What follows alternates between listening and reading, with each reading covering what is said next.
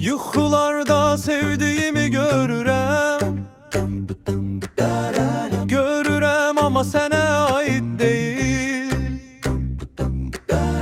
Mən yatanda xoşbəxt ömür sürürəm, mənimdir rüya sənə aid deyil. Yar nə vəfasızdı, nə biganədir. Şəm odunda yanansa pərvanədir. Məcnuna baxma, dəli divanədir. Leyli o səhra sənə aid deyil. Ürəyində qalıbdır çox arzusu. Qəlb evimə girəndə qəlb oğrusu. Bu qəlbimin sahibi sən doğrusu. De hansı əşya sənə aid deyil.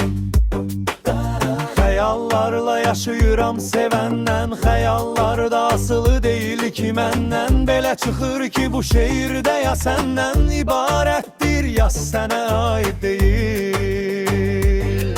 Düşünürsən sanki düzün yazmısan, belə sözlərdən də yüzün yazmısan. Məktubu nə olsun ki özün yazmısan.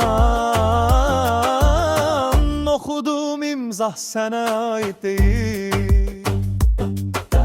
Niyə sevdim belə çıxır ki sözümdən,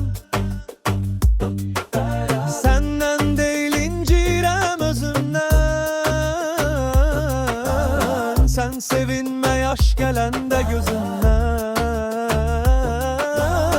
göz yaşım əsla sənə aid deyil. Bu sözləri anlamırsan hələ sən, sənə aid deyil məni sevəsən. Sənə aid deyil deyim biləsən.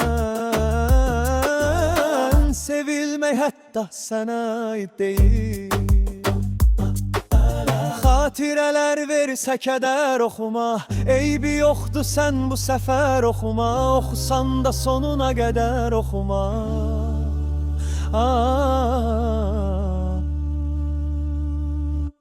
Sonuncu misrah sənə aid deyil. Dum